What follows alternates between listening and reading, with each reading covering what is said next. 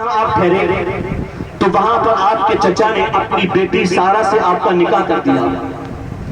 پھر آپ وہاں سے روانہ ہوئے اور وہاں سے روانہ ہونے کے بعد ایک ظالم بادشاہ سے ٹکرائے. اس نے ایک خاتون کو قید کر رکھا تھا جن کا نام ہاجرہ ہے. آپ نے ان کو رہا کرایا, باز سے چھڑایا اور اپنے ساتھ لے لیا. پھر آپ فلسطین چلے گئے. فلسطین میں آپ نے پڑاؤ ڈالا اور وہاں پر خدمات انجام دینے لگے.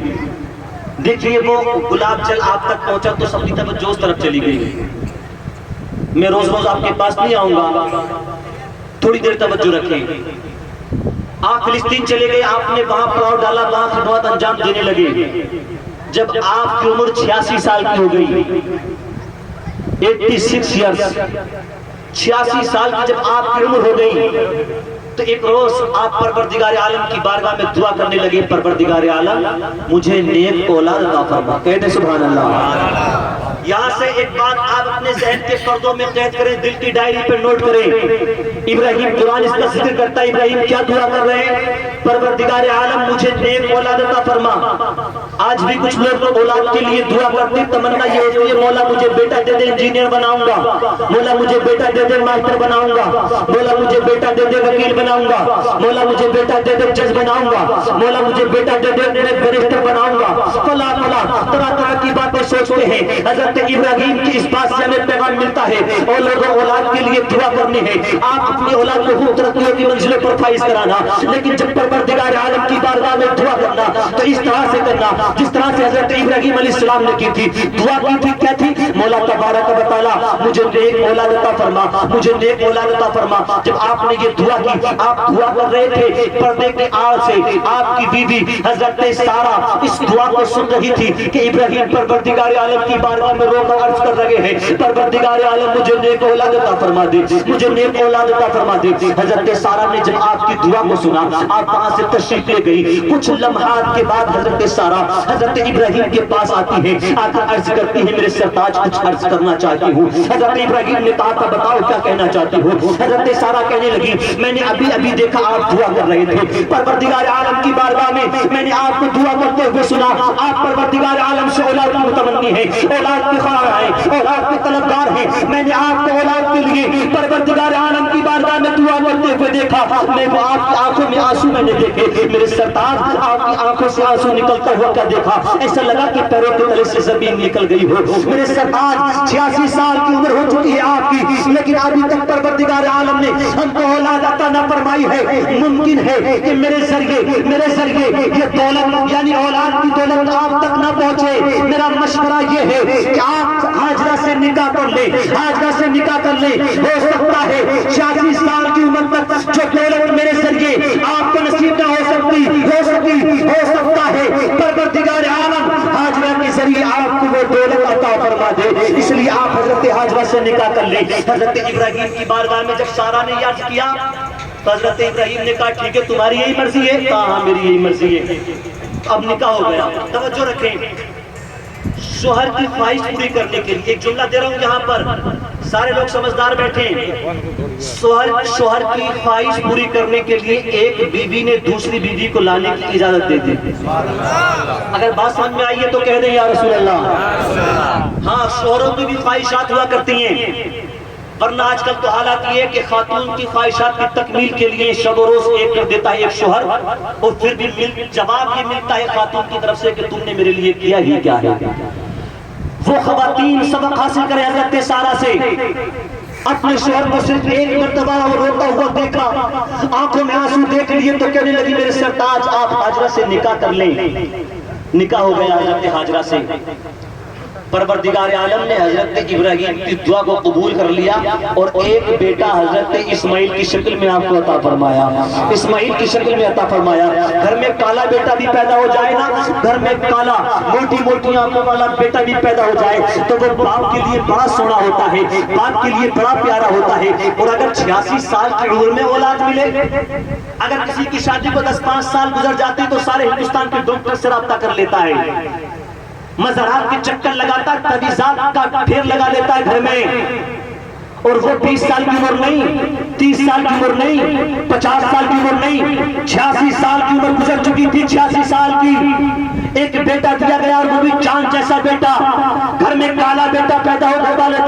ہیں گھر میں بھونڈی شکل والا بیٹا پیدا ہو تو گھر والے پکڑ کیا کرتے ہیں، لیکن پروردگار عالم نے حضرت ابراہیم کو ایسا بیٹا، ایسا مبارک بیٹا عطا فرمایا تھا جس کی پیشانی میں نور محمد چمک رہا تھا، جس کی پیشانی میں نور محمد چمک رہا تھا۔ بیٹا پیدا ہو گیا، توجہ رکھیں، بیٹا پیدا ہو گیا حضرت ابراہیم کے گھر، کس کے وطن سے؟ حضرت حاجرہ کی دو بیویاں تھی، سارہ اور حاجرہ۔ حضرت حاجرہ حضرت اسماعیل کی ماں ہے۔ اب جب بیٹا پیدا ہوا، چونکہ 86 سال کی عمر میں بیٹا ملا تھا، تو حضرت ابراہیم بار بار ملاقات کرنے جاتے تھے اپنے بیٹے سے۔ ایک باپ جس کے گھر میں بیٹا ہے وہ جانتا ہے، جس کے گھر میں بیٹی ہے، اولاد جیسی دولت ہے، وہ جانتے ہیں کہ جب نیا یہ دولتیں گھر میں آتی ہیں تو باپ کو کتنا دل چاہتا ہے بار بار اولاد سے ملنے کے لیے۔ اور حضرات اور بزرگ فرماتے ہیں کہ جس گھر میں بچوں کی گنگناہٹ نہ ہو، جس گھر میں بچوں کی کلکاریاں نہ ہو، جس گھر میں بچوں کی چہک نہ ہو، وہ گھر سونا سونا رہا کرتا ہے۔ بچوں کی چہک اصل میں گھر کی مہک ہوا کرتی ہے۔ 86 سال کی عمر میں بیٹا ملا تھا، بار بار ملنے کے لیے جایا کرتے تھے۔ حضرت سارہ نے جب حضرت ابراہیم کا یہ حال دیکھا تو حضرت سارہ اب رشک کرنے لگی۔ یہاں آ کے الجھ جاتے سندھی مسلمان، کم پڑھے لکھے لوگ الجھ جاتے ہیں، رشک کرنے لگی۔ رشک کچھ لوگ کہتے ہیں کہ حضرت سارہ جلنے لگی، معاذ اللہ۔ ایک مسئلہ میں یہاں پر حل کر دیتا ہوں، بیان کر دیتا ہوں۔ کچھ لوگ کہتے ہیں کہ حضرت سارہ کو اعتراض ہو گیا، ناراض ہو گئی، الگ الگ باتیں کرتے ہیں۔ وہ ہیں جو گندی ذہنیت رکھتے ہیں یا جن کا کتابوں سے واسطہ ہی نہیں پڑا، مدرسے میں گئے بس تھوڑی بہت باہر اردو وغیرہ ہے، تعمیر ادب کے 2 حصے پڑھ لیے اور آ کر خطیب اعظم بن گئے۔ وہ لوگ ایسی ذہنیت رکھتے ہیں کہ حضرت سارہ ناراض ہو گئی، یہ حسد کرنے لگی۔ نہ ہی حسد کرتی تھی، نہ ہی آپ پر اعتراض کرتی تھی، بلکہ آپ پر رشک کرتی تھی۔ رشک اور رشک میں اور حسد میں فرق ہوتا ہے۔ حسد کا مطلب، مثال کے طور پہ میرے پاس یہ توال ہے، میرے پاس یہ رومال ہے، اب آپ میں سے کوئی دیکھے تو کہے یہ حضرت کے پاس نہ ہوتا، میرے پاس ہوتا، حضرت سے یہ چیز ختم ہو جائے اور یہ ہمارے پاس آ جائے تو یہ حسد ہوا۔ یہ کیا ہوا؟ حسد۔ فلاں صاحب کے پاس گاڑی ہے، ان کا نقصان ہو جائے، گاڑی ان سے چلی جائے، گاڑی میرے پاس آ جائے تو یہ حسد ہے۔ اور ایک عقیدہ یہ ہوا، ایک ارادہ یہ ہوا کہ یہ رومال حضرت کے پاس بھی رہے، اللہ تعالیٰ ایسے ہی مجھ کو بھی عطا فرما دے۔ یہ گاڑی فلاں کے پاس ہے، اس کے پاس بھی رہے، اللہ تعالیٰ مجھ کو بھی عطا فرما دے۔ یہ مکان اس کا اچھا ہے، اس کے پاس بھی رہے، یہ خود رکھ دیا کرے لیکن مجھ کو بھی اللہ تعالیٰ ایسا ہی عطا فرما دے، تو اس کو رشک کیا کہا کرتے ہیں۔ تو حضرت سارہ رشک کرنے لگی۔ پروردگار عالم کا حکم ابراہیم کو آ گیا، ابراہیم جاؤ اپنے بیٹے کو لے جاؤ، اپنی بیوی حاجرہ کو لے جاؤ اور ایسی وادی میں چھوڑ کر آؤ جس کو قرآن میں غیر ذی زرع کہا گیا، جہاں نہ ہریالی کا نام و نشان ہے، نہ آبادی کا نام و نشان ہے، نہ چرند و پرند ہے، نہ باغات ہے، نہ پھل ہے، نہ پھول۔ ایسی وادی میں آپ کو چھوڑنے کا حکم دے دیا گیا۔ 2 کلو کھجوریں اور پانی کا ایک مشکزہ اور اپنے ایک بیٹے کو لے کر، اپنی بیوی کو لے کر حضرت ابراہیم روانہ ہو گئے۔ بات سمجھ میں آ رہی ہے آپ کے؟ میں تیزی کے ساتھ اس لیے چل رہا ہوں، وقت بہت کم ہے، اور سچی بات یہ ہے کہ مجھے معلوم ہوتا کہ اتنی چھوٹی تقریر ہونی ہے تو میں مولانا محبوب عالم صاحب اللہ سے معذرت چاہ لیتا۔ ہاں، 1500 کلومیٹر کا سفر کر کے جب یہاں بلایا ہے تو کچھ باتیں دین کی آپ تک پہنچانا میں ضروری سمجھتا ہوں۔ اب چونکہ وقت اتنا کم دیا تو میں نے سوچا واقعہ سے کام لے لیا جائے۔ اب کوئی یہ نہ کہے کہ یہ تو واقعہ سنا کر چلے گئے، چونکہ وقت اتنا کم ہے، اگر کوئی بحث چھیڑی جاتی تو اس پر تبصرہ کرنے کے لیے کچھ وقت درکار ہوتا ہے۔ ٹھیک ہے، کتنی کھجوریں لی؟ 2 کلو غالباً، کم و بیش، اور ایک مشکزہ پانی کا لے کر آپ اپنے بچے اور اپنی بیوی کو چلے گئے لے کر ایسی وادی میں چھوڑا جہاں پر سبزے کا نام و نشان نہیں، جہاں پر باغات نہیں، جہاں پر پھل اور پھول نہیں۔ اب توجہ حاضر رکھیں، ایسے لوگ جن کو اللہ تعالیٰ نے اولاد سے نوازا ہے وہ ہاتھ اٹھائیں، جن کے پاس اولاد ہے ہاتھ اٹھائیں، جن کے پاس بیٹے اور بیٹیاں ہاتھ اٹھائیں اور کہتے ہیں سبحان اللہ، سبحان اللہ۔ اب ایک بات سنیں ٹھنڈے دماغ سے، 86 سال کی عمر میں ایک بیٹا دیا تھا اللہ تعالیٰ نے حضرت ابراہیم کو، تو آپ جنگل میں چھوڑ کر آگئے۔ جنگل میں تم اپنے بچوں کو مدرسے میں اس لیے نہیں چھوڑتے ہو کہ ہمارا بچہ بڑا لاڑکا پیارا ہے، بڑا لاڑکا پالا ہے، بڑا پیارا ہے، ہمارا تو ایک ہی ہے، ہمیں تو اتنی عمر میں ملا ہے، کہاں مدرسے کی صعوبتوں کو برداشت کرے گا، کہاں وہاں کی پریشانیوں کو برداشت کرے گا، کہاں دور دراز کے سفر کرے گا، کہاں استادوں کے ڈنڈے کھائے گا۔ اس لیے کتنے لوگ ہیں جو اپنے بچوں کو پڑھاتے نہیں، کہاں گھر والوں کی دوریاں برداشت کرے گا۔ ہمارے یہاں تو پڑھائی ہے نہیں، ہمیں تو جودھ پور پہنچانا پڑے گا، ہمیں تو فلاں شہر میں چھوڑنا پڑے گا، اس لیے کتنے لوگ اپنے بچوں کو رکھتے نہیں۔ کیا تم ابراہیم سے زیادہ اپنے بیٹے سے پیار کرتے ہوگے؟ کیا حضرت اسماعیل سے زیادہ پیارا تمہارا بیٹا ہے؟ وہ کسی مدرسے میں بھی نہیں، مدرسے میں تو انسان رہا کرتے ہیں نا، وہ تو ایسی جگہ چھوڑ کر آئے تھے جہاں پر کوئی انسان نہیں تھا۔ مدرسے میں تو کھانا پانی ہوا کرتا ہے نا، وہ تو ایسی جگہ چھوڑ کر آئے تھے جہاں آبادی نہیں تھی، جہاں کھیتی نہیں تھی، جہاں باغات نہیں تھے، جہاں پھل اور پھول نہیں تھے۔ تم لوگ آج تعلیمات مصطفیٰ سے دور ہو گئے فقط اس لیے کہ ہمیں تعلیمات مصطفیٰ حاصل کرانے کے لیے اپنے بچوں کو دور دراز تک چھوڑنا پڑے گا، جبکہ میرے آقا ارشاد فرماتے ہیں علم دین حاصل کرو چاہے تمہیں چین جانا پڑے، علم دین حاصل کرو باقی گوشت سے قبر کی گود تک۔ اس لیے اور میرے آقا نے ایک مقام پر یہ بھی فرمایا علم دین حاصل کرنا ہر مرد اور عورت پر فرض ہے، فرض ہے۔ آج جو نمازیں لوگوں کی یاد نہیں ہے، آج جو غسل وضو کے طریقے لوگوں کی یاد نہیں ہے، آج جو نماز جنازہ میں کتنے لوگ نماز میں شریک نہیں ہوں گے، وجہ یہ ہے کہ تم مدرسوں کے نام سے ڈرنے لگے۔ تمہیں ڈر لگتا ہے کہ اتنی دور جاؤ گے تعلیم حاصل کرنے کے لیے، تم نے بغدادی قاعدہ پڑھ لیا، نورانی قاعدہ پڑھ لیا، یہ سلر قرآن یا متنی قاعدہ وغیرہ پڑھ کر آپ سمجھتے بہت بڑے محدث بن گئے۔ میرے عزیزوں، آپ کی ذمہ داری ہے، آپ والد ہیں، جہاں پر ایک اولاد سے پوچھا جائے گا، جہاں پر ایک بیٹے سے پوچھا جائے گا، جہاں پر ایک بیٹی سے پوچھا جائے گا کہ تو نے اپنے ماں باپ کا حق ادا نہ کیوں نہ کیا تھا، وہیں پر ایک باپ سے بھی پوچھا جائے گا، وہیں پر ایک ماں سے بھی پوچھا جائے گا کہ تم نے اپنے بیٹے اور بیٹیوں کا حق ادا کیوں نہ کیا تھا۔ پانی پی لیں آپ جلدی سے، وقت بہت ہو گیا، بول میں رہا ہوں حلق آپ کا خشک ہو رہا ہے، پانی پی لیں، مجھے کوئی اعتراض نہیں ہے، لیکن میری تقریر کو مت پی جانا، میری تقریر آپ کو یاد کرنی ہے چند منٹ آپ کو، ٹھیک ہے؟ یہ عالمیہ ہے، یہ ناصور ہے میری قوم کا کہ گانے باجے کی محفل میں 3 گھنٹے تک ایک ٹانگ پہ کھڑے ہو کر نہ پیاس لگتی ہے نہ بیڑی کی ہڑک لگتی ہے، اور ایسی محفلوں میں بیٹھ کر بیڑی کی بھی یاد آتی ہے، تمباکو کی بھی یاد آتی ہے، چائے کی بھی یاد آتی ہے اور پانی کی بھی یاد آیا کرتی ہے۔ دیکھیں راجستھان والوں، آپ مسلمان ہیں الحمدللہ، آپ پر بھی علم دین سیکھنا فرض ہے، آپ کے بچے بھی حافظ قرآن بنے، آپ کے بچے بھی عالم دین بنے۔ خیریت ہے؟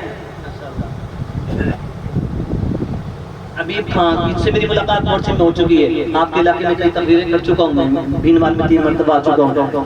اللہ تعالیٰ ان کی محبتوں کو سلامت رکھے۔ علم دین آپ بھی حاصل کرائیں اپنے بچوں کو۔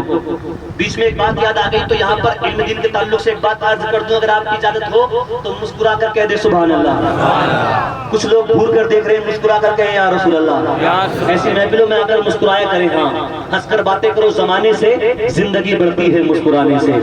اور 2 قسم کے لوگ نہیں مسکراتے ایسی محفلوں میں، مولانا محبوب صاحب 2 قسم کے لوگ ایسی محفلوں میں نہیں مسکراتے ہیں، ایک وہ جس کی سسرال سے ٹینشن چل رہی ہوتی ہے اور ایک وہ جس کا بیوی سے جھگڑا چل رہا ہوتا ہے۔ اگر آپ کے گھر یہ معاملہ نہیں ہے تو مسکرا کر ایک مرتبہ اور کہہ دیں یا رسول اللہ، یا رسول اللہ۔ دیکھیں قرآن پڑھنا اپنے بچوں کو سکھائیں، فائدہ کیا ہوگا جانتے ہیں؟ ایک روایت یہ ہے کہ جب قرآن پڑھنے والا مرتا ہے کم سے کم اتنا قرآن پڑھنا سکھا لیں کہ دیکھ کر قرآن پاک آپ کا بچہ پڑھنے لگے۔ علماء فرماتے ہیں ایک روایت یہ ہے کہ جب قرآن پڑھنے والا مر جاتا ہے تو قرآن کریم اس قرآن کریم پڑھنے والے کے اس مرنے والے کے سرہانے آ کر کھڑا ہو جایا کرتا ہے، سرہانے آ کر کھڑا ہو جایا کرتا ہے، اور جب اس کی تجہیز و تکفین کر دی جاتی ہے، اس کو کفن پہنا دیا جاتا ہے تو قرآن اس کے سینے پر آ جایا کرتا ہے، اور جب اس کو قبر میں اتار دیا جاتا ہے، قبر میں اتار دیا جاتا ہے، تختے لگا دیے جاتے ہیں، مٹی ڈال دی جاتی ہے تو قرآن کریم اس مرنے والے کے پاس آ جایا کرتا ہے۔ اب فرشتے آتے ہیں سوال کرنے کے لیے، فرشتے آتے ہیں سوالات کرنے کے لیے، تو قرآن کریم فرشتوں کے اور اس مرنے والے کے درمیان کھڑا ہو جایا کرتا ہے۔ فرشتے کہتے ہیں ہٹو ہمارے بیچ سے تاکہ ہم اس سے سوالات کر سکیں۔ قرآن کہتا ہے یہ وہ انسان ہے جو دنیا میں مجھے اپنا دوست رکھا کرتا تھا، یہ رات کی تنہائیوں میں مجھے پڑھتا تھا، یہ رات کے اندھیریوں میں مجھے پڑھتا تھا، دن کے اجالوں میں مجھے پڑھتا تھا، سفر میں مجھے پڑھا کرتا تھا، حضر میں مجھے پڑھا کرتا تھا، گھر میں مجھے پڑھا کرتا تھا، جنگلوں میں مجھے پڑھا کرتا تھا۔ آج جنت کے لیے قبر کی تنہائیوں میں پہنچا ہے، جہاں پر اس کا دوست ساتھ چھوڑ کر چلا گیا ہے، جہاں پر اس کا بھائی ساتھ چھوڑ کر چلا گیا ہے، جہاں پر اس کے والد نے ساتھ چھوڑ دیا، جہاں پر دنیا کی محبت میں دم توڑ گئی، آج جب یہ مر کے اس تنہائی والے گھر میں پہنچا ہے تو آج میں بھی اس کا ساتھ چھوڑ کے نہ جاؤں گا۔ قرآن کہتا ہے اس وقت تک میں اس کا ساتھ چھوڑ کے نہ جاؤں گا جب کو جنت میں داخلہ نہ دلا دوں گا۔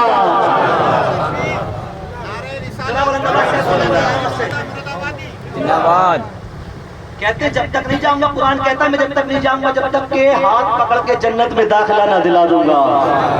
اور میرے عزیزوں، آپ کو اللہ نے اگر بیٹا یا بیٹی دیے تو قرآن پڑھنا ضرور سکھائیں۔ ایک فائدہ اور سن لیں، ایک مولوی گزرے ہندوستان کی سرزمین پر جن کا نام ہے مولوی مصطفیٰ احمد، یہی رہتے تھے ہندوستان میں۔ کہتے ہیں کہ جمنا کنارے پر، جمنا ندی کا نام ہے جانتے نا سب لوگ، جمنا کنارے پر ایک قبرستان واقع تھا۔ ایک مرتبہ جب بہت زیادہ بارش ہوئی تو پانی باہر گیا اور پانی قبرستان میں پہنچ گیا، تو پانی پہنچنے کی وجہ سے کچھ قبروں کی مٹی ہٹ گئی، کچھ قبروں کی مٹی ہٹ گئی، مرنے والے جو اس میں لیٹے ہوئے تھے وہ دکھنے لگے۔ لوگوں نے دیکھا ایک مرنے والا جو قبر کے اندر موجود تھا، اس کا حال یہ تھا کہ اس کی پیشانی پر ایک چھوٹا سا کیڑا بیٹھا ہوا ہے۔ کیا بیٹھا ہوا ہے؟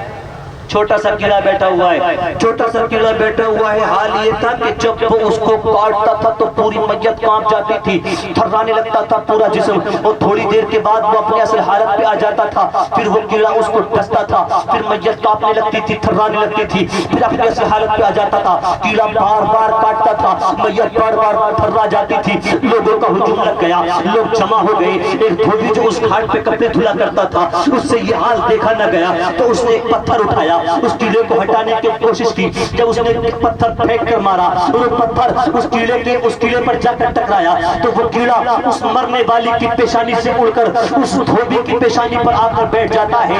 جس نے پتھر پھینکا تھا حضرات، اس کو ایک مرتبہ جب ڈسا تو دھوبی زمین پر گرا، چیخنے لگا، چلانے لگا، چیختا تھا، چلاتا تھا۔ لوگوں نے پوچھا روتا کیوں ہے، چلاتا کیوں ہے؟ تو اس دھوبی نے کہا تھا جب سے اس کیڑے نے کاٹا ہے ایسا لگتا ہے کہ ہڈیوں کے جوڑ الگ الگ ہو گئے ہو، گوشت نے ہڈیوں کا ساتھ چھوڑ دیا ہو، ایسا لگتا ہے کہ آنکھوں کے آگے اندھیرا چھا گیا ہو، ایسا لگتا ہے کوئی دم کا مہمان ہو، بس اب قریب ہے کہ موت واقع ہو جائے گی۔ حضرات 3 دن تک وہ دھوبی زمین پر پڑا ہوا چلاتا رہا، 3 دن تک روتا رہا، چیخیں مارتا رہا۔ بڑے بڑے ڈاکٹر آ گئے، بڑے بڑے حکم آ گئے، بڑے بڑے اطباء آ گئے، تمام نے لا علاج کر دیا، انجیکشن، دوائیاں تمام کی تمام ناکام ثابت ہوئی۔ 3 دن کے بعد موت واقع ہو جاتی ہے، موت واقع ہو جاتی ہے۔ مجھے بتاؤ، وہ ایک چھوٹا سا کیڑا، وہ دنیاوی کیڑا نہیں تھا، وہ جہنمی کیڑا تھا جو چھوٹا سا تھا۔ اور قبر میں جو سانپ بچھو چھوڑے جائیں گے نا وہ اتنے لمبے چوڑے ہوں گے۔ حضرت علی فرماتے ہیں قبر میں جو اژدہے چھوڑے جائیں گے، ایک اژدہے کی لمبائی اتنی ہوگی کہ ایک تیز رفتار اونٹ اگر اس کی لمبائی کو طے کرے تو 70 سال سفر کرنے کے بعد اس کی مسافت کو طے کر پائے گا۔ 70 سال میں ایک اونٹ کتنی لمبائی تک چل سکتا ہے؟ اتنے لمبے لمبے اژدہے ہوں گے۔ تو ایک مرتبہ انسان کو ڈسیں گے تو 70 ہاتھ انسان زمین کے نیچے چلا جائے گا۔ حضرات مولا علی نے یہ بھی فرمایا کہ دنیا کے اندر جو ایک مرتبہ اپنی زبان سے گالی دیتا ہے، گالی، ایک گالی دینے کی وجہ سے اس کی قبر میں ایسا ہی ایک بچھو پیدا کر دیا جاتا ہے۔ ایک بچھو جو دن میں 10 گالیاں دیتا ہے، وہ گالی چاہے غصے میں ہو، مذاق میں ہو، دوست کو ہو، دشمن کو ہو، بیوی کو ہو، بیٹے کو ہو، گالی چاہے کسی بھی حال میں آپ نے دی ہو، ایک گالی دینے کی وجہ سے ایک بچھو قبر میں پیدا کر دیا جاتا ہے۔ اور بچھو کی لمبائی اتنی ہوگی اور چوڑائی بھی اتنی ہوگی۔ ایک مرتبہ اگر وہ پتھروں کے پہاڑ پر اپنا ڈنک مار دے تو پہاڑ ریزہ ریزہ ہو جائے۔ بتاؤ انسانوں کو کیا بنے گا؟ وہ لوگ جو روزانہ گالیاں دیتے ہیں، ادریس بھائی کی آج کی اس محفل سے یہ عزم مصمم کر کے اٹھیں کہ آج کے بعد کبھی کسی کو گالی نہ بکیں گے، آج کے بعد کبھی کسی کو گالی نہ دیں گے، بولیں انشاءاللہ۔ آرام سے بتا دوں، ایک گالی کے بدلے قبر میں ایک بچھو پیدا ہوتا ہے۔ آج میں یہ پیغام دے کر جا رہا ہوں، اگر ایک نے بھی عمل کر لیا تو میرا آنا اور آپ کا بلانا کامیاب ہو جائے گا۔ آج کے بعد کبھی گالی مت بکنا کسی کو، جانوروں کو بھی گالی نہیں دینی چاہیے۔ اگر جانوروں کو بھی گالی دیں گے نا تو قبر میں ایک بچھو پیدا ہو جائے گا، اور قبر میں جانا سب کو ہے۔ تو مولوی مصطفیٰ کہتے ہیں کہ وہ 3 دن کے بعد مر گیا، 3 دن کے بعد مر گیا۔ اب لوگ سمجھ گئے کہ یہ جو کیڑا ہے یہ دنیا کا کیڑا نہیں بلکہ جہنم کا کیڑا ہے، اس کو ہٹایا کیسے جائے؟ تو کسی نے کہا کہ اس کو ہٹانے کا ایک ہی راستہ ہے، یہ کسی ہتھیار سے نہیں ہٹ سکتا. یہ جہنم کا عذاب ہے، اور جہنم کا عذاب اگر ٹل سکتا ہے تو اچھے اعمال سے ٹل سکتا ہے، اچھے اعمال سے ٹل سکتا ہے. مولوی مصطفیٰ کہتے ہیں لوگ قرآن لے کر حاضر ہوئے. کسی نے سورہ رحمان کو پڑھنا شروع کرا اس قبر پر کھڑے ہو کر، کسی نے سورہ ملک کو پڑھنا شروع کرا، کسی نے سورہ یاسین کو پڑھنا شروع کیا. لوگ قرآن پڑھتے جاتے تھے، جیسے جیسے قرآن کی تلاوت ہوتی جاتی تھی کیڑا چھوٹا ہوتا چلا جا رہا تھا، کیڑا چھوٹا ہوتا چلا جا رہا تھا. لوگ قرآن پڑھتے گئے، کیڑا چھوٹا ہوتا چلا گیا. لوگ قرآن پڑھتے گئے یہاں تک کہ قرآن پڑھتے پڑھتے قرآن کی برکت سے وہ کیڑا بالکل ختم ہو جاتا ہے، مٹ جاتا ہے. قرآن کی برکت سے آیا ہوا عذاب ٹل جاتا ہے. مجھے بتاؤ جب ایک اجنبی کی قبر پہ کھڑے ہو کر اجنبی لوگ تلاوت کلام پاک کرتے ہیں تو آیا ہوا عذاب اٹھا لیا جاتا ہے. تو جس کا اپنا بیٹا قبر پر کھڑے ہو کر کلام پاک کی تلاوت کرے، جس کا اپنا بھائی قبر پر کھڑے ہو کر کلام پاک کی تلاوت کرے، میرا ایمان بولتا ہے بدر جاؤلا اس کے مرنے والے کے عذاب کو اٹھا لیا جائے گا.